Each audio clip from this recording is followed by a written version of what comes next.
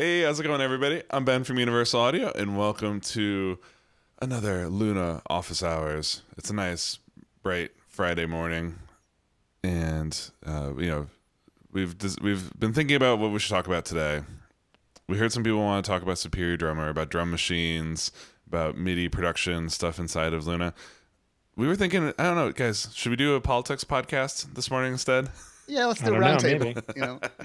Fire it up. Right?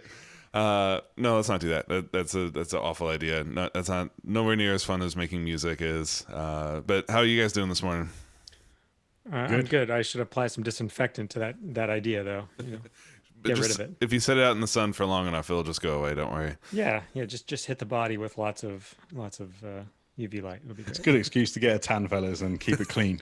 cleaning my house. Lockdown cleaning of my house. Right? It's happening. Yeah.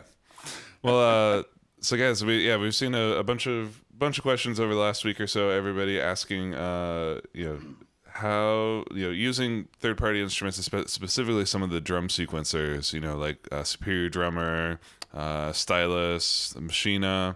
I know Jazzy showed us how he was using the MPC through Luna. So there's a bunch of different kind of groove boxes that all kind of work in their own unique way.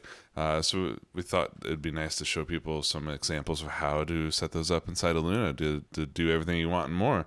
But wait, was I? Yeah, you were supposed to have Lysol with your breakfast, Chris. Yes, some good chats coming in on that. No. You don't eat it. You inject it. Exactly. Yeah, that's the important part. You can't just sprinkle it on. You gotta. No. You got to get it into that bloodstream somehow, people. Right. Just like the rhythm of these drum machines, you got to inject it. You do, exactly. And someone's asking for a template workflow idea as well. So yeah, we can definitely get to all. I think we can get to almost all of this. Mm-hmm. As long as we continue to move along. But so guys, if you guys have some good questions, keep on typing them in the chat. We'll do our best to get to them. And of course, we've got Lev with us today, so we've got the source of truth is in the room. The Oracle.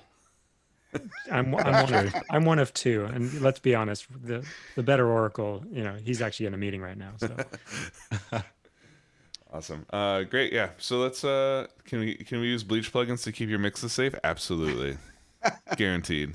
you guys remember Sound Soap? That was a product. Oh yeah. Yeah, that was. I think Antares owns that now. Yep. Sorry, two inside baseball. Okay. Anyway. All right. Well, Drew, I think you've got a Superior Drummer. I don't have that installed on my machine, but you do. Yeah. And you've worked with it in the past. So you mind sharing your screen and let's dive straight in. Yeah. So let me just preface my this little demo by just letting people know this. This is not a Superior Drummer tutorial. It's just kind of some basic workflow type things to show that it's working and some things that you can do, and we can all sort of roundtable this because I'm sure there's things that I'll miss or not miss. But anyway, so I thought I would just do a quick little walkthrough for those of you who may or may not be familiar with it or just wondering if they're working inside of Luna. And so I've got an instrument track here at the top, and I have an instantiation of Superior Drummer here. And I've built some presets here to kind of help me work this out. And this one I'm going to use the full kit here. Mm-hmm. And the idea here with this is that we've got this kit loaded up, and we could be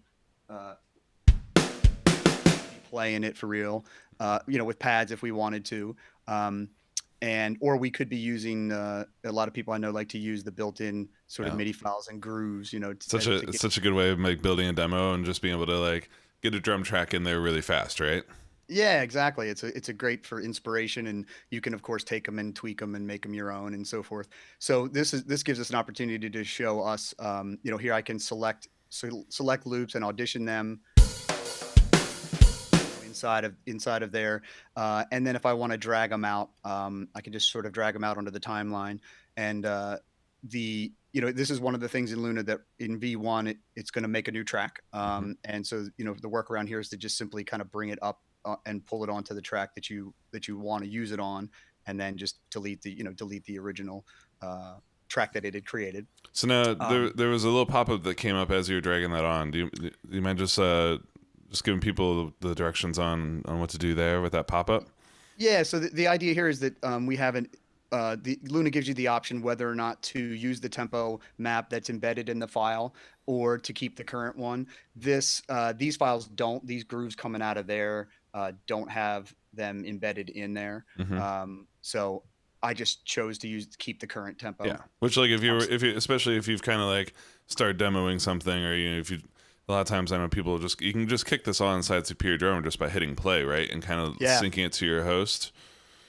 Right. Yeah, it's you have the ability to do that button right here with the little metronome button, and you can either do the inherent tempo or it'll sync to the host. Nice. Let me get rid of that. I don't want to add another one in there. So yeah, so it's really easy to kind of build this up, and the workflow that I recommend for people, because Luna V1 does not have multi outs on the VIs. So for those of you who are used to coming into Superior Drummer and bringing things out onto the separate outputs, we don't have that yet, but if you hit that feedback button, let us know you want it, we can get that voted to the top of the queue there. So we don't have that in there, but what I recommend and a good workflow is to kind of just use an initial instance of the instrument to kind of build the track and to write the track. And I've done that with this. I've just got some things going.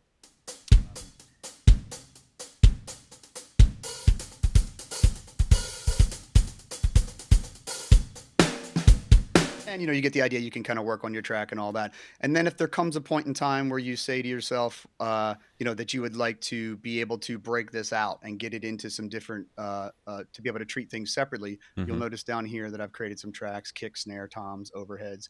And Luna has some great features that allow us to deal with, to do things that we want to do here. For example, I could hit my favorite button, the fold button, especially when working with drums, to be able to just kind of have Luna only show you the notes that you need, and then combine with the selecting using the note values in the little track header, you can select all of those notes. So for example, if I wanted to just take this kick and move it out, I could just come up here and highlight those. I could do I got a couple choices here. I could do copy if I wanted to maintain the original performance intact, so I could do that, or I could do cut X and then come down and V for paste. So either one of those works.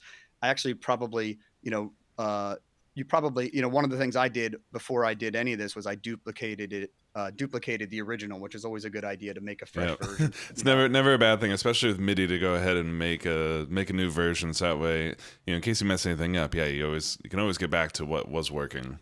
Yeah, exactly. So in this particular example, it was pretty straightforward to bring these down. So let's say I'll just use the cut, and I'll take the kick down to there, and then I can come up here and find my snare, and I can cut those out and bring those down. And again, here I've got the backup there for me. And so now I have the. And just real quick for people who don't know those shortcuts, Drew. So X. Oh yeah. X. Luna's got some really, really fast workflow for copy pasting, moving stuff around like what Drew just did. So select the notes, hit X to copy. You don't even need to add a command to it. You can just press X, and that will cut those notes. And then the semicolon key, semicolon and P, those two allow you to jump your selection up and down through tracks. This is one of the most powerful things to know, especially for vocal comping, for doing MIDI editing like this. Being able to quickly, and it retains your selection. So the most important thing is that when you do this, you're going to be dropping the notes exactly where they were. Sometimes, with drag and drop, you try your best to just drag perfectly downwards. But, if you're like me, I always end up a little to the right, and then the whole thing's out of sync, and you got to try again. Semicolon and P are the keys to happiness when you're moving things around tracks. And then and they reply. You can add shift to that too. So if you're making, yep, absolutely. So you can make selections. Yep, and then to paste so the notes that are now in that you cut earlier, just hit V, and then that'll paste them down into that track. Yeah. Another little bit of if you're having trouble remembering the up and down key commands, because let's admit it, they're sort of based on industry standards, not necessarily logic. If you click on the track names themselves, that's a really easy way to just move your selection around, because the selection and the track selection are always linked, meaning the timeline selection and the track selection. Nice. So that's just a really simple way. And that also works like as you're seeing it in the tracks browser or in sort of the main nameplates in the main timeline. So a couple different ways to move that selection around. But I totally agree. Once you know the P and semicolon thing, it's so much faster because you're not moving your mouse around at all. Yeah. Awesome. Yeah, cool. So yeah, thanks, Ben. Those are great little tips there. The X, of course, X is cut, which is going to take it away, and C, of course, is copy. So in my case, I'm using X because I have already duplicated my performance up here. So I've got my sort of Okay, fallback. you got your backup copy ready. Yeah, I got my backup copy. So we're just going to come down here and paste those, come up and do the same with the snare. And toms as well. As you know, the cool thing about the toms is, with I can do this. These respond to the shift modifiers as well. So I have 3 toms. I can click on this, hold down shift, and add in the others. Nice. So now I've selected all of my toms, and I'm going to do the X and move them down. I only have the one little tom fill here, and then you have a couple of options here. You can have right now this leaves all of the brass up here, or I could I could bring all of those down and put them on their own track. So I have I could have a cymbal track here, or I could have left them up here and simply recalled a different preset. So here in this, I have some presets here where it's cymbals only, or I could have done that, or since I gave it its own track down here, this instantiation of the plugin is using the cymbals only preset. The kick drum, the kick drum has its own, just the kick drum. Now, does that in Superior, that also it mutes the other open channels, so you get a little bit less of the, like, not everything is ringing along with the kick, right? Yeah, well, that you have complete control over that in the bleed. If you go into the mixer and you go into here, you have this is your bleed controls where you can pick and choose how much, in your overheads, how much kick do you want in your overhead? So if I come over, once you've separated this out, you might choose to do that. So for example, these are my overheads, and sometimes it's cool to have the kick ghosting in there, sometimes not. So I can turn that off, and now I'll have no kick bleed in my overhead whatsoever. So that's customizable in there. Nice. Because this is another way too that you could, with Superior, especially since it has that built-in mixer, and if you want to be even lazier about it, you could actually just make copies of it, full MIDI performance, everything all in it, duplicate the track 3 or 4 times, and then just go into the mixer of Superior Drummer and isolate individual tracks. Yeah, I chose this method because now each instantiation is only loading the samples that it needs. So it's probably, from a RAM standpoint, a system usage standpoint, a little more efficient. Yeah, a little more efficient. But the cool thing is here now now I can adjust. I can now process my kicks and snares. I can put a 1073 on the kick if I want. Of course, all of this can go through our beautiful summing, so it's nice.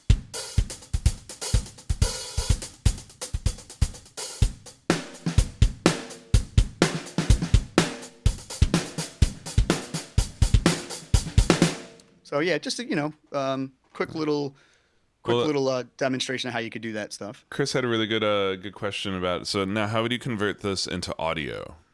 And how would you get all the get all these tracks to kind of export as individual audio stems? Yeah, so I would do, in that case, we're gonna use the mix down function, which can be gotten to by either through the record workflow or Command B rather, and then here I can choose which tracks I want. And it defaults to the actual main out, which I can choose or not choose. In this case, if this were just a drum session, I would just select all of my tracks and bounce it down, hit mix down, and Luna's going to render that all out into some individual files. It'll automatically pop over to the Finder and show me where those files are, and I can drag them right back in. So nice. That's cool. Simple workflow. And that's like committing down the blends from within the plugin as well. Because one of the things I was going to throw in, Ben, a minute ago, just as a technique, more of a production thing, but a friend of mine does some drums like this, and it's really quite a cool way. You can go and check out. There's an album, Wild Beasts. They did a British band did a record, but he's kind of like changing the room mic perspectives. So like they'll overdub the kick drum and have different room mics for the kick, and then when you record the snare pass, that would be mic'd differently as well. So the cool thing with Drew's way of splitting it out right now is that you could have some of the overhead mics on the snare and give you that perspective, whereas you could have a very dry kick drum and have all that control. But I think there's also isn't there an export in Superior itself where you can kind of like tell it, you play the MIDI performance and it kind of renders that out, so you could have the different individual mics separated out as well, I think. Yeah, right. There's this, they call that a bounce feature. So that within the plugin, there is a bounce feature where you can come in and configure it, and then hit the button, and it'll do it for you. Yeah, That's so, awesome. Yeah, you basically just play the arrangement in real time, and it kind of takes that MIDI and turns it into audio files, WAV files that you can drag back in. But what's cool then is you could have, for example, like the kick in and the kick out mic separated, Yep. and the overheads for just the kick drum track that Drew separated out, so you can still have control over those perspectives when you're mixing. So if you want to have like 40 tracks of different mics for all these different drum parts, knock yourself out. Yeah, definitely. Yeah, Superior Drummer is definitely a very deep, deep product, and lots of options there, sonic options there. This was just meant to be a quick little demonstration that people know how they can get up and running with that in Luna, and maybe give them some workflow tips. We're getting some good tips here in the chat too. From Marcus is saying that SD3 is it's miles ahead of SD2 in lots of these different respects. Yeah. I should have prefaced that saying, what I have here is 2, is what I'm demoing is 2, not 3. So if you want to share your screen again, I'll maybe show you one other thing that we sure. might not have covered during this these whole couple of weeks of office hours. What? If, are we finding a hidden treasure? All right. Maybe not. I mean, again, I haven't been on all of them, but easiest way to look at this. Let's go back to the mixer view, Drew. And you've already done the hard work, which is like, let me copy out the MIDI notes to another track. You're showing the example, which I think is really good for mix down, like we just showed, where you've got copies of Superior Drummer. You're doing sort of the instruments kind of that are for the kick or the snare, the cymbals like you showed.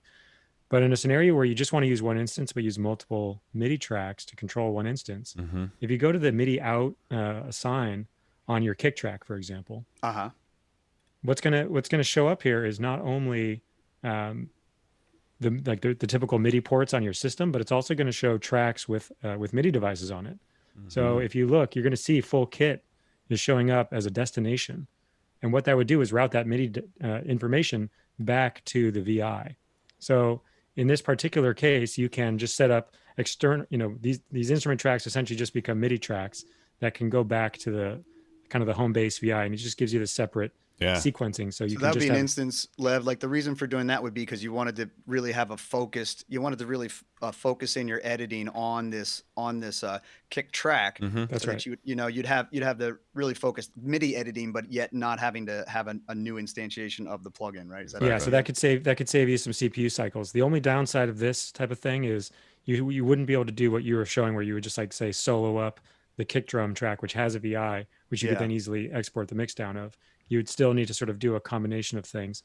That combination of things might be, having to use like mute clip functionality, meaning you'd go into the clips and start muting out the snares and the toms and the crashes if you just wanted the kick, for example. But that would totally work, and it might save you some CPU. So it's just another flavor of what you just shown. I think what you've just shown is, again, going to be a little bit faster for exporting audio, if that's the true if that's end the goal. ultimate, if that's the end goal, it makes sense. Hey, Lev, quick one on that one. That's a cool thing if you've got one shape and you use the key splits mode to get 4 parts on one instrument, you could then have 4 tracks feeding the shape instrument, right? And so you'd have the MIDI separated for the 4 different parts. So 4 MIDI tracks effectively feeding one instrument.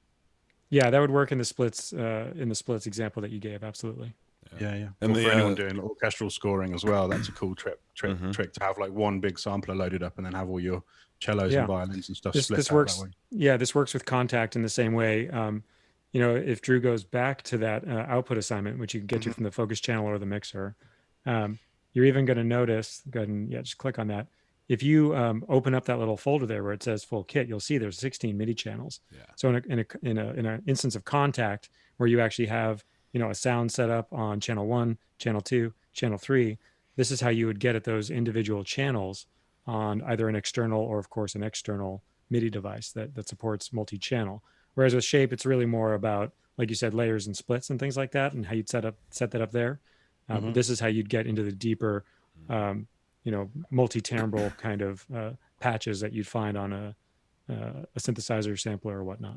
I've got I've got a Maschine example loaded up. So the couple of different ways. This is one of the key techniques for getting that to work as well. Nice. Well, So someone on Facebook was asking, do Steven Slate drums work the same way? I haven't used the Steven Slate drum, so I'm not sure how the programming works on those. Have any of you guys experienced that? I have not. not. Sorry. No. No. My guess, in general, what we're going to, with watching what we're doing both in Superior Drummer, what I'll show here in Machine, and Tom's got a Stylus RMX example. These are, it's kind of all different ways to accomplish about the same thing. So obviously from one plugin or one software to another, it's going to change slightly. But the concept here is what we're trying to get at is how how to integrate these more advanced MIDI instruments inside of Luna. And actually here, let me share my screen with you guys. And since Lev already set us up so nicely with the MIDI outs.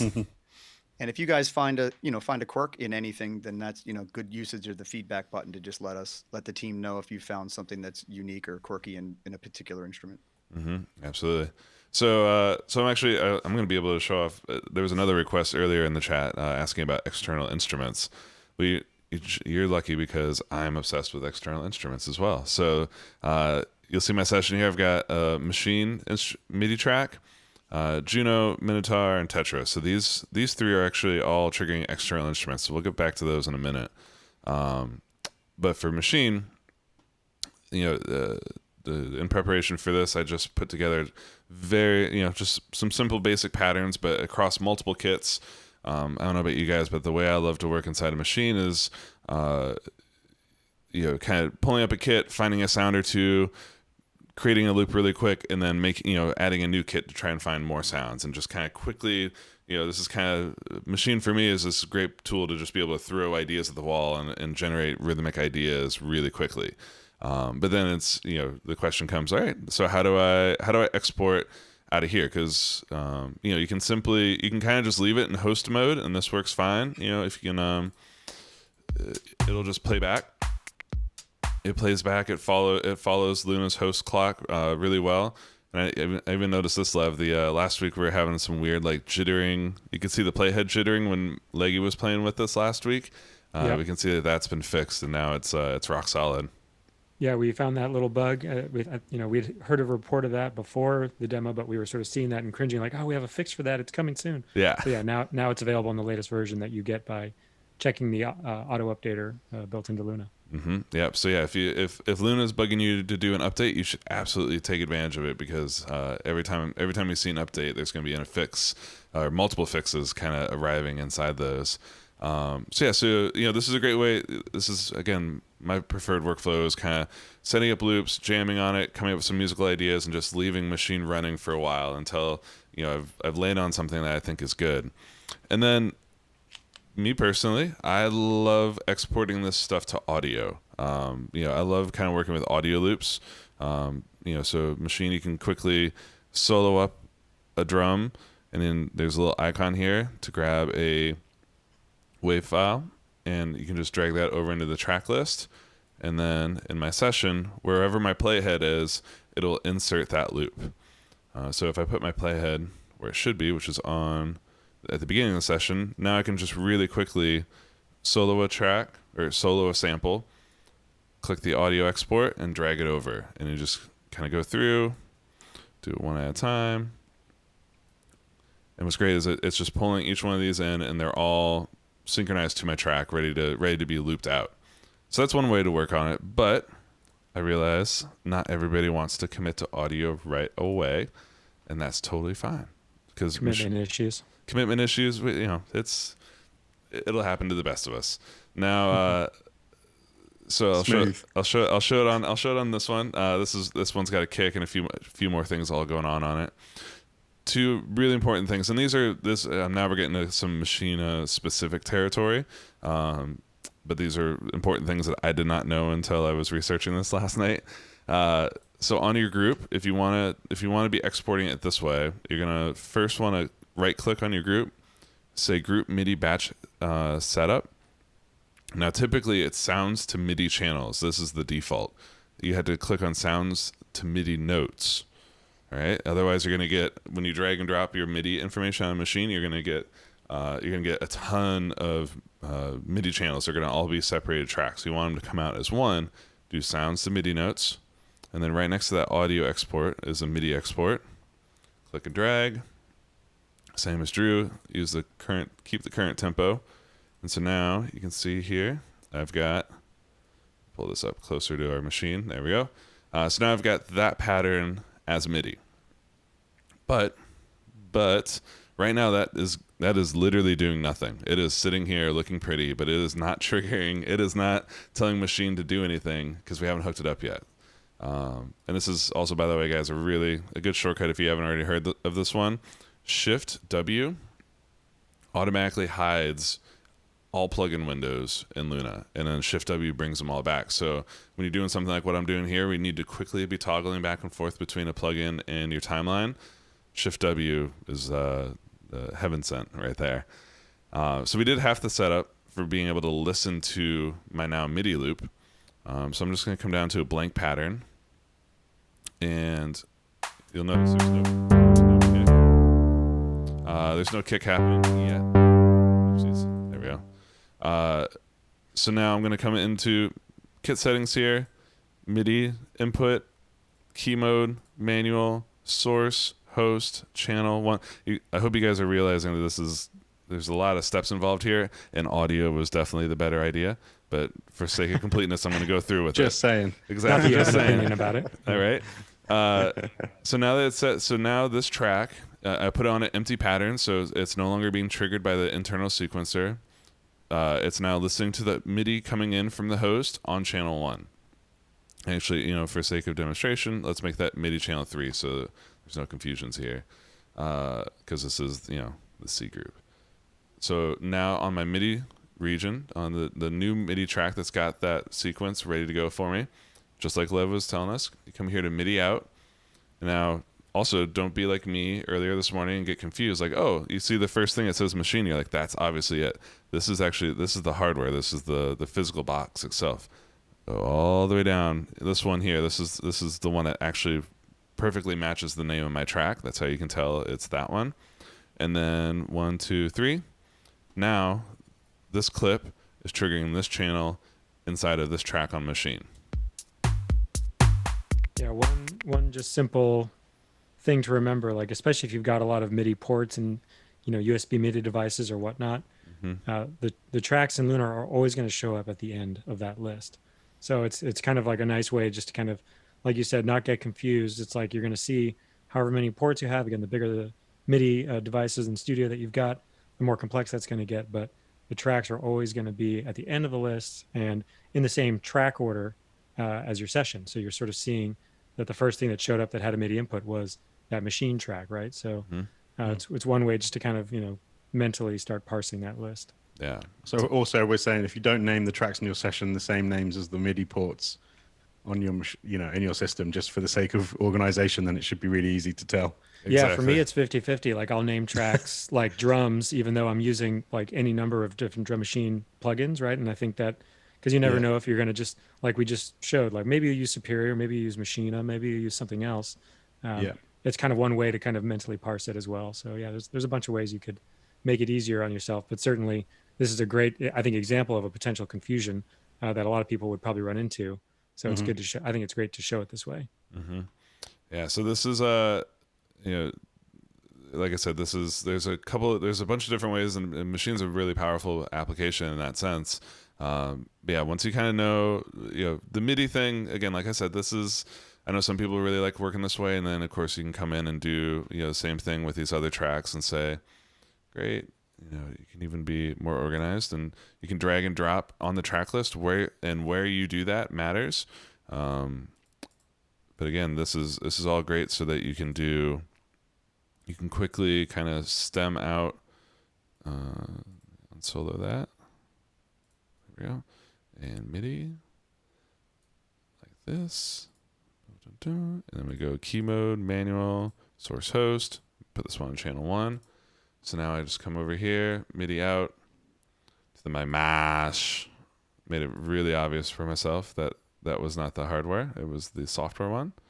And so now, with all of these internal sequences disabled,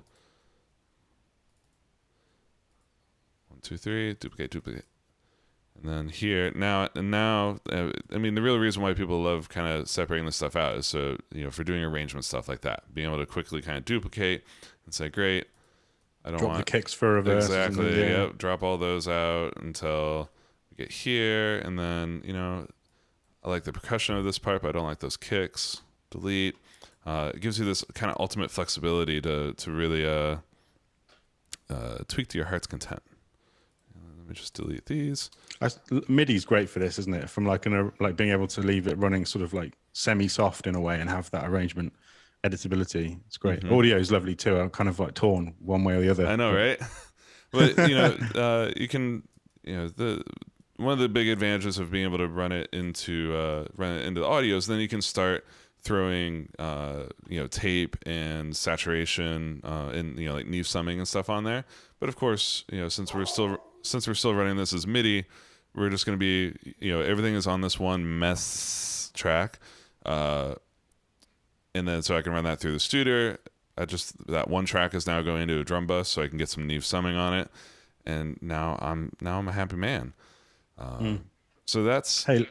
Yeah. Lev, feature request. Sorry, I'm going to throw this out there right now. Wouldn't it be cool if we had a spill button so that your MIDI tracks that were sourcing into something like that could be, spilled in and out of like we do with the groups? That'd be kind of cool. Yes, Tom, it would.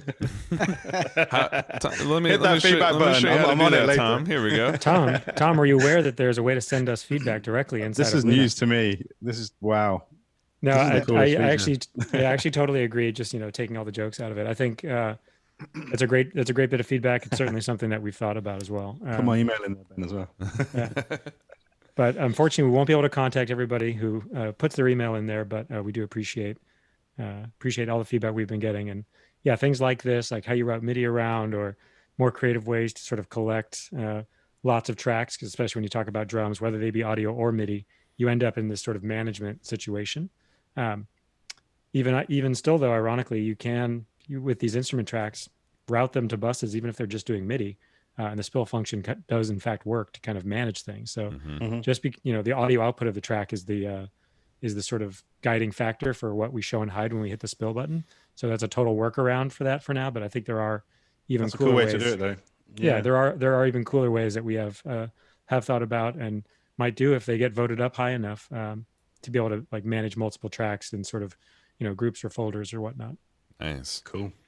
So now like I alluded to earlier. So I'm a hardware synth junkie addict. Reverb.com has my number. Your credit card. Yeah. Mainly with my credit card information. They have one click purchasing. Ben's rig has been giving us a nice dither during this, during this stream, in case you've heard that, right, Ben? I went on the hunt earlier, like, has my rig gone down? I was like hearing a lot of hiss, and then I realized it was coming from Ben synth. I kind of like it. It feels nice. I like that little dither. Well, it's analog. It's all analog. So the core. One of my absolute favorite things to do is leave the modular rig that's right there behind my head. Just kind of leave that, just kind of rolling around, just making noise. But you can see here, so the way I've set up this session, these are all audio tracks that have inputs assigned and beautifully named, because that's the nerd that I am. So each input, these are all kind of coming straight into my Apollos, and allows me to quickly, when I create a track, or I'll show you guys the template that I've been using for this sort of stuff too, is my template is just all of these audio tracks ready to go with the right inputs hooked up to them. And on some of them, I'll go ahead and add some record effects if I know I always want something. But then, the other side of the session is the MIDI control. So these are instrument tracks that I just don't assign a instrument to. And by not doing that, since there's nothing in the instrument slot, what I'm basically using these for is to route MIDI from the keyboard that's sitting here on my desk and sending it out into a piece of hardware. It's basically, it's not complicated. So let's take like this Minotaur. This is the little the Moog bass desktop synth that's sitting over there. So I can unmute the MIDI track, and since I've got these tracks on input, this is kind of the important key here, is like having these on input allows me to hear it in live in real time. So now I can either record MIDI and hear it through there, or I can press playback and then now tweak the knobs and panel.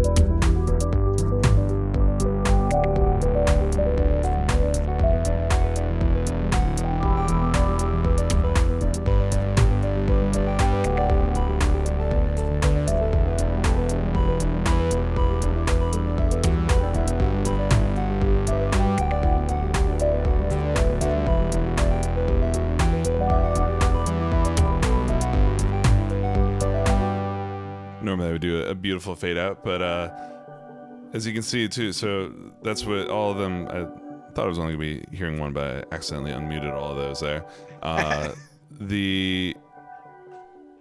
So it's kind of as simple as that, guys. MIDI out to your instruments, audio track as the returns. Leave it on input while you're just jamming, and then as soon as you're like, cool, now I'm ready to kind of I do these in passes typically. So I'll do, similar to what I was doing, and focus either on one or two hardware synths at a time, and kind of record in, tweaking the knobs, kind of using that to help build or do an arrangement aspects of the performance. And you probably guys heard this, that Tetra, the one that's sitting over there behind the Minotaur, it was running ARP on that, which it's really great having this built into Luna. All I had to do is just hold down notes that work, and then ARP made it sound cool. It's a little cheat code right there.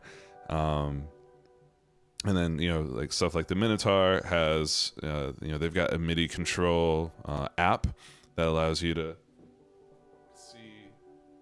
So with that, you can record and see and save presets inside of your sessions. Same thing with like the Sub 37.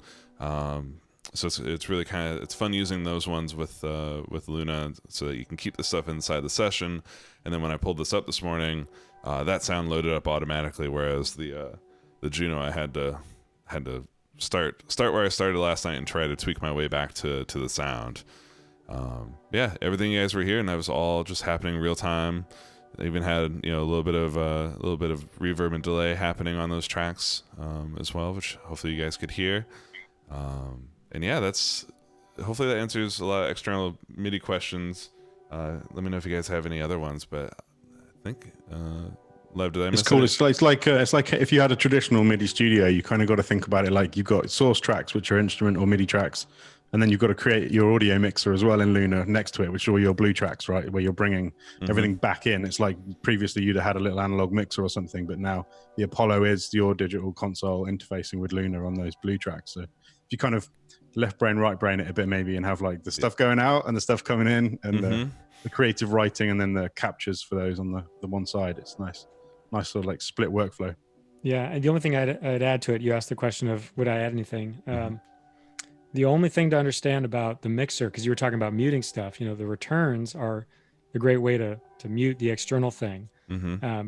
But when you talk about the source tracks that are just doing the MIDI, if you mute those, you're not going to actually mute the MIDI, because that mute button is sort of intended for the output of a VI, or it's built into the mixer. So in order to properly mute the MIDI performances, what I do is I go and I actually mute the MIDI clip, and sometimes I'll chop them up into smaller pieces if I just want a small section of it. So Command M does mute for a clip. And I think that's a really important thing when you're talking about this kind of a workflow, when you're like, oh, I do want to just do a bar without, this little bit of performance, or, you could get deeper like you've got here into different track versions where you've got essentially different playlists of MIDI performances if you want to try alternate arrangements. So between versions and muting of clips, I think that's kind of like the ultimate powerful feature for the workflow you just showed, because then you've got real control over whether the audio is muted, whether just certain parts of the MIDI performances are muted. And then, like you said, I think the real amazing bit is how you are processing the audio on the way in, whether it be using sends to a reverb or just using direct, plugins on the input that's returning. So you've got that pull tech right there, just kind of sweetening things up. I think that's to me is, just the beautiful thing about the system, where you've got that kind of control, where you're going to basically hear what it sounds like in real time.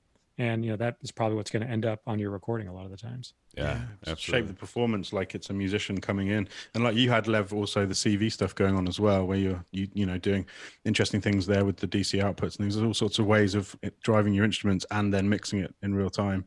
I love the fact that MIDI output is effectively like pre-mute as well. So you could, do a lot of it. Like if you selected all of your orange tracks, Ben, and then use the shift up down arrows to switch between playlists or versions in our case, the ability to sort of actually, like Lev says, just jam out sections of a song and try out combinations in real time while you're sort of half twisting knobs and stuff. I think that's great, really cool. It's such a good way too for like exactly for being able to develop tracks, right? It's like a lot of times you kind of finding enough of a groove to work as a metronome, and then coming in, starting to find a bass line, and then you're like, cool, let me find a melody idea. And this is literally how I did this last night.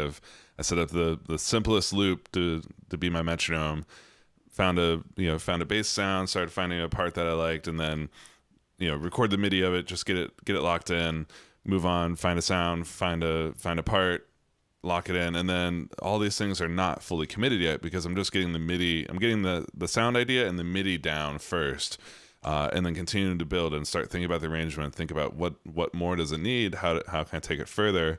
But by not committing to all these things yet, then I can still go back into Maschine and add another part, or I can tweak the sound again, and then eventually once I've got an arrangement, once I've got kind of what I want to do, then it's a simple and I probably should show people this part of so how do you take this and then make it something that you can actually send to other people. That's where you come back in, put these into record, and now do a pass where you're recording the entire take of those performances. Yeah. Another good one as well, actually. That bass is huge, by the way. The guitar does not lie. I dig this track in general. It's really, really cool. Oh, thank you. Well done, sir. It's a bit like Contagion movie soundtrack. Yeah, to me it feels even older. It feels like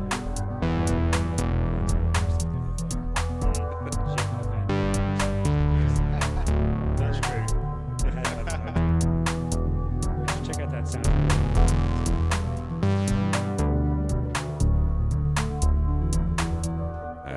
So you guys get the idea here. So now, essentially what you do is you'd have a full track now, fully committed to audio with filter rides, envelope changes, all the fun goodness that you'd want to help give a little bit more shape and life to the arrangement. And I did see a good question come in. Someone was asking if they can set MIDI to full 127 easily. Yeah, super. So on any MIDI track, just hit the little ... that brings up the velocity lanes. So you can just select all of the notes like this, and that. Oops, I did not select all the notes. Select all if you select in the velocity lane, that might be a faster way for you to do it. So because that way you're not actually worried about are all the notes in the view of the piano roll. You're literally just selecting the stocks, and it's obviously pretty dangerous with drums if you don't intend to do this. So beware. But if you select like that one of the lower stocks, it'll all kind of move them up relatively, and when they hit the sort of the peak, they'll all sort of peak out, but the rest will continue to move up. There you go. Just like that. Yep. So that's the easy way to get to 127, and of course, this is also these scale together, right? That's so right. Yeah, so you can pull them down, So this allows you to quickly make big velocity adjustments on the fly, just like that.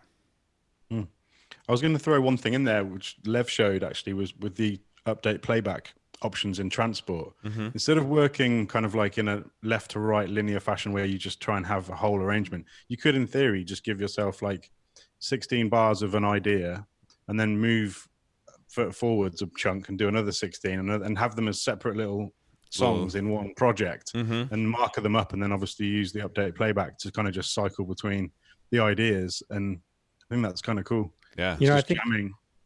so. I think we talked about this update playback thing. It's kind of like a little hidden gem. I don't think we talked about the fact that there's a key command for it. What? Ooh, okay, drop in the Oracle, Lev. All right, so Dropping all the secrets on Friday morning. maybe you select like 2 bars of music here just to kind of show the point. Yep. And any 2 bars will do, and then just hit play. And you're going to loop on this section. Now, if you select something else, like just select the Juno clip or something like that, and then hold down all 3 modifiers and spacebar, and it will queue up that after the loop ends. Like it'll jump. Oh, you've got another thing assigned to that. I do. You've ruined my demo, but that's okay. But if you don't have something assigned to all 3 modifiers and spacebar, you would essentially be queuing up the jump after the loop plays back, and so you can do this without needing to click on a marker or click on the rulers. There we go. So now anywhere you put your playhead, all 3 in play. Oh, that's super cool, dude. So hey guys, all quick 3 in reminder. play. Quick reminder, nobody can hear us while you guys are talking over it, so we might have missed some of that. We're just talking to each other now. We're doing. They're enjoying the music. We're talking. I'm learning. We're like, all right. So if you guys didn't hear what Lev was saying there, well, because we were in the middle of a playback. So if you're playing, the key to this, to make this sounding and feeling good, is update playback under the transport menu, and instead of instantly at next bar. Even at loop end would also work good, but I kind of really am loving the add next bar workflow. So I can press play. It's going to loop this section, and now I can just place my playhead anywhere else and quickly jump to that. So let's just see what this sounds like. I'm going to loop 2 bars here of this verse part, and then I'm gonna move my playhead over here and hit Control, Option, Command, Spacebar, and you'll see the playhead will jump over there. Let me do that now without having to talk in the middle.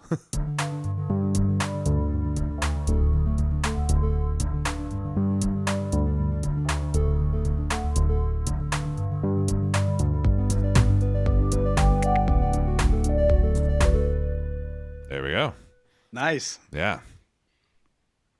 That is. So I think there's been some questions like, well, what's the difference between the at loop end and the next bar thing? And they actually kind of work the same without a selection, but kind of the key is if you've got some longer selection, like you've got like a 4 or 8 bar thing, if you do at next bar, it's going to ignore the length of the original play selection, which could be what you want or it could not be what you want. So what's cool about the loop end one is that if you make no selection and you just hit play, it will basically work like the at next bar.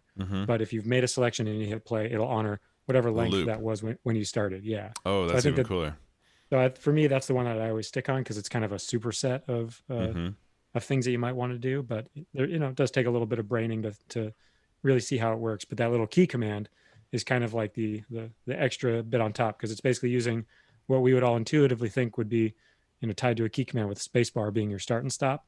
But by adding these modifiers, you're basically just telling it to jump from place to place, and it can jump forward or backward, right? Just anywhere you place your cursor. So it could be a nice thing where you realize like, oh, it'd be interesting to hear the verse and the chorus without the bridge that's naturally in the middle of it. You can skip it, right? So there's lots of benefits to this type of workflow. Yeah, I love the idea of kind of like making a jam idea an 8 bars and just calling it idea 1, idea 2, idea 3, and then effectively, if they were going to hardware instruments like you've got, Ben, and they're coming back and you can hit record, then effectively you could kind of well, I suppose actually that gets tricky, but for monitoring at least, you can jam out the idea, and once you found the arrangement you like, copy and paste the MIDI clips and then record that in, you know, like a final arrangement. But while you're jamming, you're just kind of going, let's skip, hop, skip around and do it all in time. Like you never have to leave the cycle of the groove. Mm-hmm. It's Yeah, really and cool. Considering this is a recording platform and not a sequencer kind of like loop based system in that sense, Lev. It's like it's got elements of that musicality right in there as a. that was the idea. And I think the other thing that, Ben's probably doing this and I'm trying to scoop it, like when you have like perfectly cut loops like that are on the grid, then just clicking on the clip headers kind of become your little roadmap to trying out these different arrangements. And that's what I always do with this feature, is just kind of like, oh yeah, I've got this 4-bar loop, this 8-bar loop, whatever the length is. And just clicking on this and then hitting all 3 modifiers and spacebar gives you this way to just sort of, in a very sort of ad hoc fashion, go around and try out these different arrangements like you're saying. So yeah, that was the idea for sure. And that also works clicking on the markers as well, right? Not just Yes. on the loop header. So Yeah, so for me, I don't know about you guys, sometimes markers end up being kind of like these major sections, whereas I might have within a marker like a bunch of edits or a bunch of clips. So I think that's where for me this gets to be even more powerful, where if I've got a verse that's 16 or more bars, but I've got a bunch of smaller things in there, you kind of have your choice. You can click on the marker and it will automatically do this without any kind of a modifier needed. It'll sort of wait for the bar end and then go, or wait for the loop end and then go. But when you're talking about sort of even doing things where you combine just parts of a verse and parts of something else, can end up being kind of interesting. Like I find myself doing this all the time, where I'm like, I really like this little bit of this one thing, and I really like this little bit of this other thing, and they're not related yet. And let's just see how they could work together without doing the work to edit them or fade them or do any kind of deeper editing. It's just a nice little preview there. Yeah. really cool feature that. Nice. I saw a couple of really good questions pop up in the chat while we've been going through this. One person asked about reverse piano, and I mean, it feels like you're setting me up to show you the reverse piano that's inside of Ravel, because it's such a cool sound. Let's see, mics. Oh, I need to tell it the right input.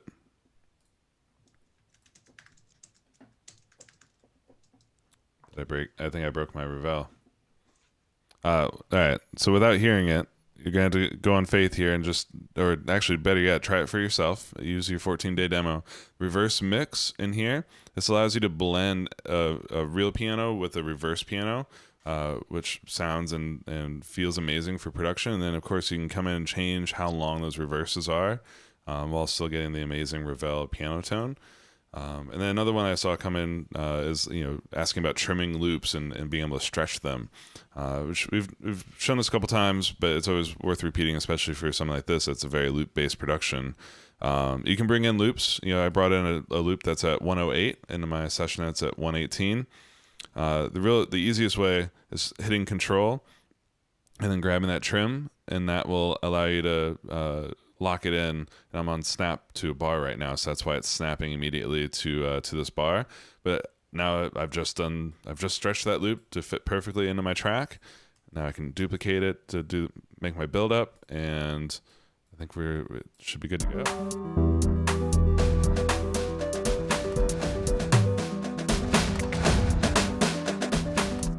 Just like that. Of course, you can get in there, you can get tweaky with it. You can also, I love doing this sometimes, like making loops twice as long as they're supposed to be is always a fun thing.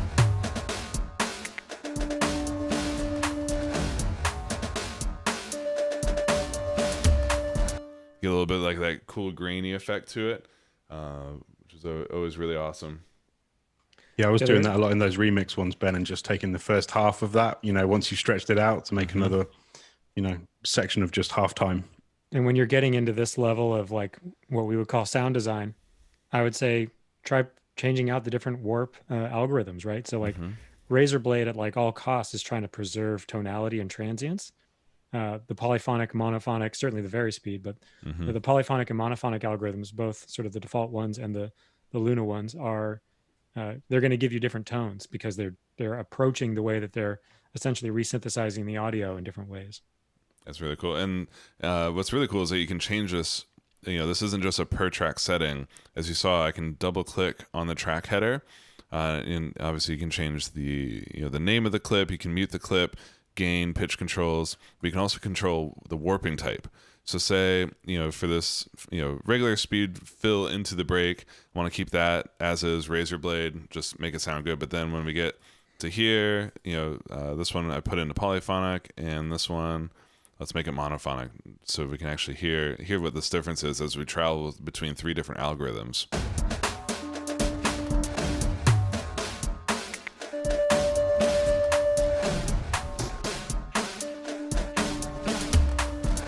It's kind of cool. It's almost like a different, like a flange effect, especially it got really pronounced there on the monophonic. Let's see what Luna polyphonic, and if you guys missed yesterday's show with Jamie Liddell, as soon as we're done here, you deserve to go watch that one, because he showed off so many cool Varispeed tricks. It was mind blowing. People in the chat were going nuts the whole time because it's everything that he was doing, and of course he's doing it on a whole session basis. Man, it's super fun to watch how that guy change the tempo, change the key, and then sing a few lines and then pitch it all back up. It was so much fun to sit there and see how he creates, and just his mind works in some really, really fun, interesting ways. So let's hear what this sounds like. So now we got razor blade into Varispeed into Luna polyphonic. Let's see how these ones work.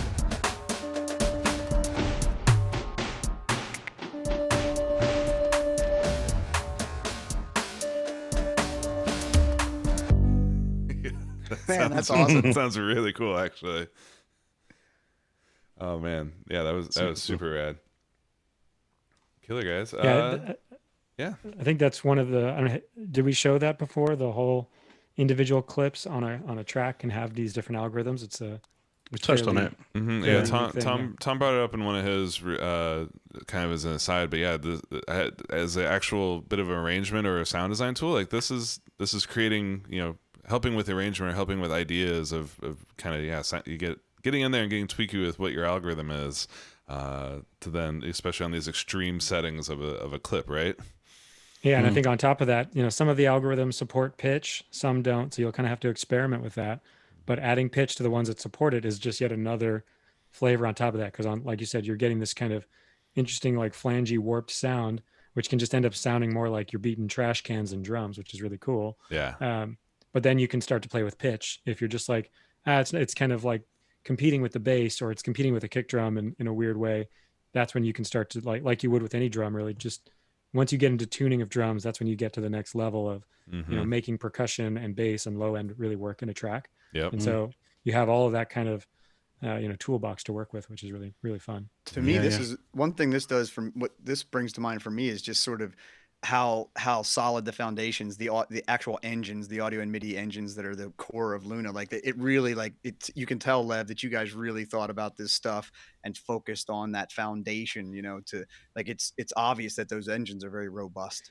Yeah, that was a huge it's the core focus in the beginning of the project was all about this kind of stuff, and it's only gotten better and evolved over time. But yeah, exactly. We really tried to make sure that we were set up for, what you might expect to see only in like Ableton Live, or what you might expect to see, in Logic, or, aspects of Pro Tools, right? These different, we're pulling from what you might consider are inspired by all these different workflows, but we feel like we're putting some of the most interesting things from all of them in one place, where, at the surface, it just seems pretty simple. But as you start going and peeling back the onion a little bit, in this case, we're all the way down to double clicking on a single clip and getting these little pop-up windows with, the atomic particles that you can just start to adjust. I mean, that was sort of the idea. That it's awesome. It's very simple, not a lot of tools, but there's a ton of different functionality that you can kind of live in a razor blade mode, live in a warp mode,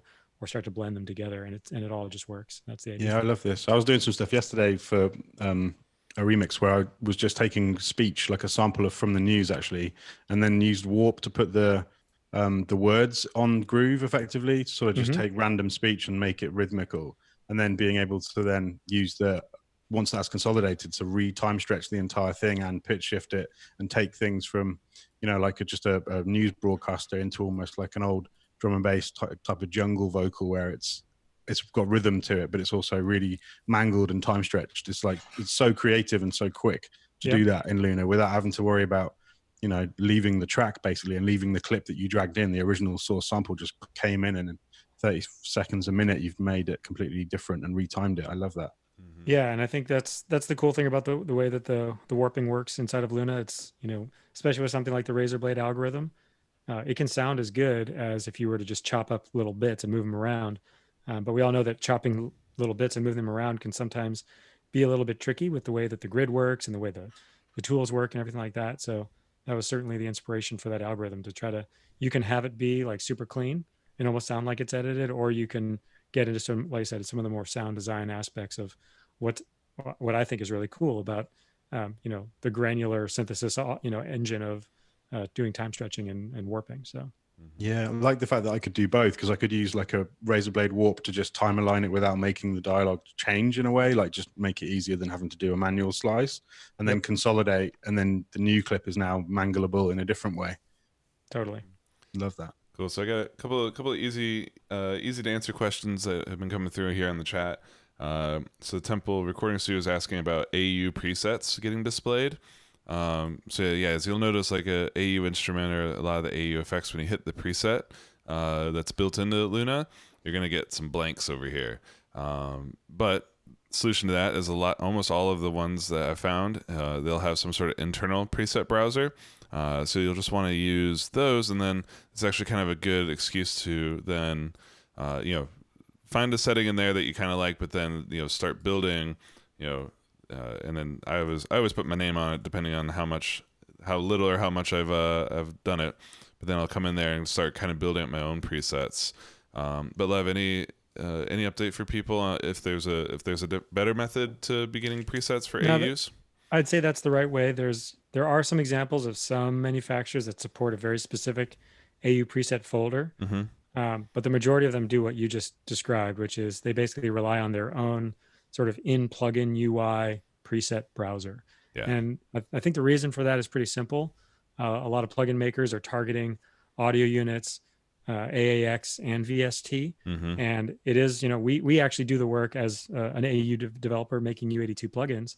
We actually do the work to actually translate what is sort of our own plugin format, and then we actually make Logic presets, Pro Tools presets, and VST presets. Gotcha. Not every manufacturer does that. It is a lot of work, and it's a lot of just housekeeping and file management. So definitely, if you're looking for presets, I would say first look to the in-browser, the in-UI browser. The second thing you just showed is exactly what I do when I kind of have a favorite. I just save it out, and like I said, there are a couple of, I would say, more niche examples of when you hit that presets button on a AU where the presets do show up, but the majority of them, they don't show up there. And I think that's something we can work on over time and try to improve, and even see if we can do more integration where we pull out the manufacturer's presets or something like that. But frankly, nothing like that is planned right now.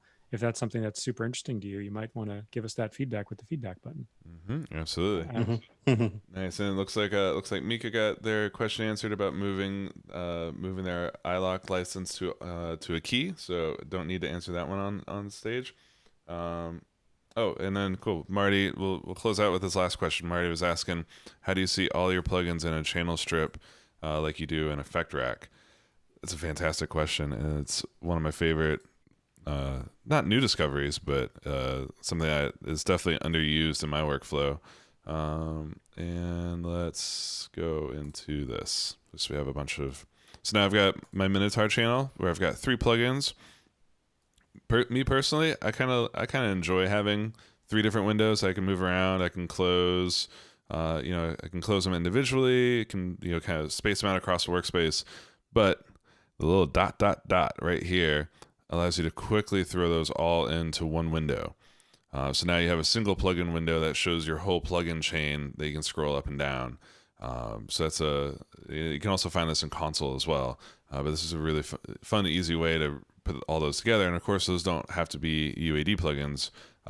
We found that this does also work with, or it won't work because I have this in ARM. So let me take it out of ARM. And I know a lot of you have submitted feedback about this as well. You're like, you've got a record track and you're like, great, I want to add my FabFilter plugin to it. Where do they go? When you're in ARM only allows you to put on plugins that will work in ARM, which are the UAD plugins. So take that out of input and record monitor. Now I've got access to my full plugin list again, so I can throw some like Fab Filter in there, and again hit the dot dot dot, and here's my whole plugin chain with both UAD and AU plugins all in line with each other. This is a really cool workflow if you have two monitors where you just want to park your channel strip for your vocal or your master bus or whatever on a different screen. And it's a really nice way to kind of give you this whole other environment essentially. Because obviously plugins take up a lot of screen real estate. So that's something that I personally do. And you can even do this, on the more modern OSs with Catalina and an iPad, like that's a key thing that I'm doing with Sidecars, it's called, on the iPad. And that's a nice way to just sort of give you that kind of like permanence of like, almost like you would have, with hardware gear in your studio, kind of has a permanent place. Well, for me, this is a great workflow for two monitors with plugins. I love that, because we had somebody recently, I think it was a UA artist, Ben, asking that they wanted a way of having their G-Bus compressor, the SSL bus comp that was on their mix bus, permanently up. Because if you're used to mixing on a console, the needle bounce was like your guideline of whether you've gone too far or not. So being able to use Sidecar Lev and have like a bus compressor just sat over there so you can see it whilst working, that's a killer feature. Totally. Doesn't it also give you touch control since it's on an iPad? Yeah, depending on the app you use, it does. So the thing to understand about Sidecar, semi-annoyingly, is it doesn't actually support touch. It supports the Apple Pencil if you're looking to actually adjust parameters. But there's other apps out there like Air Display. Ironically, there's an app out there called Luna Display, which is something that does a similar thing, and that gives you full touch control and pencil control. And obviously, it's a second monitor type interface. So there's definitely some stuff out there. Sidecar is cool because it tends to be the lowest latency and work really well just as a separate monitor. But again, the downside is that there's only pencil control, and who knows? Like maybe that's something that you'd enjoy. I personally like it because I find it to be a little bit more precise than touch. Albeit, I find when I do that, like if I'm actually going to do some, editing or mixing using the pencil, I kind of take it out of its orientation where it's like right now it's in a little stand, kind of propped up like a monitor. When you go into edit, you kind of take it out of that mode. You just pick it up, put it in your hand, and you kind of get there because it gives you that level of precision that I think you would miss with touch. So yeah. Awesome. Well, guys, this hour has flown by. In fact, we've gone over an hour. But it's been so much fun kind of demonstrating, and I know Tom, you had an RMX example pulled up, but long story short, it's the same sort of thing, right? Drag drop MIDI out of Stylus into your track list, and then it's good to go. Yeah, I can even explain it in 5 seconds without even showing it. I mean, basically, if you've got anything that's loop based that has a MIDI file in it, that MIDI file is a groove. It's not just going to be fixed, in 16th notes. If you look and zoom in on the MIDI, you'll see the notes are slid off grid, right? And that's the human feel part of it, whether it's someone playing an electronic drum kit, which you might want to record in, electronic drums with a MIDI kit and then have that as a loop, or whether you take the human feel from the drag and drop MIDI that Drew had in Superior or Stylus. What I like to do is then just take the feel and use MIDI as almost like a ghost transplant, and then just switch out the sounds completely. So just the same way Drew was doing it, I was going to show the same thing I used to do to spice up loops with Stylus, is to take the groove of an old school break, but then use new school sounds. Just flip it with load up a load of shape instruments and cut out the kick drums, stick them on one note for the kick that you want, and then pick a shape 808 kick drum, a 12-bit hi-hat, and an acoustic vinyl snare, and you can kind of supercharge the loop either by layering those with the Stylus break or replace the Stylus break. But what you've done is take the feel of the drummer. So you can get MIDI grooves, download them off the web, and then being able to just spit those across and use the playlist, the versions and up down selects, to be able to quickly use the left and right arrows to go through the notes in the MIDI clip, and then up and down. Well, see, just to move them. Tom, the problem is that the technique you just described is so cool that we're gonna have to show people this. Like, you described it incredibly well. Not knocking how good you just described it, but what you described is so cool and intriguing that don't lose your demo. Let's pull it up again. Let's pull it up next week. Yeah, because there's another kind of setup that I'd love to show people is actually working with like something like Ableton or Maschine as an external sequencer. I've got some cool workflow stuff that I've been testing on my rig here that allow you to use Luna almost more like a tape machine, and using Ableton or Maschine as your sequencer in MIDI Studio. So yeah, let's do another show next week where we dive into those topics. Awesome. Sorry, my camera just fell out. Yeah, I'm back on my other cam. Yeah, let's do it. I'm up for it. To be honest, it was quite a quick demo, but it's a really cool way of. It's super cool, man. Because what you like just described analog is drum sounds and turn them into breaks with like 808s and stuff. It's so much more than just pulling a stylus loop out and playing it back. Being able to capture the feel and then take that feel and apply it to other instruments. That's where you're like, nope, Tom, stop talking. We're gonna have to show this to people because that sounds really, really cool. I was saying to Drew, I love loops, but I don't necessarily want the loop to be in the final track, because you don't want people to go, "Oh yeah, I use that loop too." Uh-huh. Yeah. It's just it's the creative snobbery in me. Tom and I were we were talking about this morning. We did a separate meeting this morning preparation, so I saw what he was doing, and it's super cool. You'll want to see it. Awesome. Well, guys, thanks so much for joining us this morning. We're going to be back this afternoon with Corey Congilio, who's an incredible guitarist. Yeah, don't miss that. Don't miss it. If you guys have checked out our NAMM show at all for the last couple of years, he's been up on stage with us presenting the aux panels. And he's an insanely great guitar player, incredible instructor as well, which is why I'm really excited to have him on here. He's going to teach us all a few things about being a session guitar player and kind of what it takes and how he sets up his Luna sessions and uses aux and UAD and everything all in one. So if you're a guitar player, or if you know a guitar player, tell him to stop by this afternoon. We'll be on at 2 p.m. PST. So I'll see you guys then, and thanks so much for tuning in, and thank you guys for all the examples and help today too. Bye, everybody. Thanks a lot. All right, see you Later.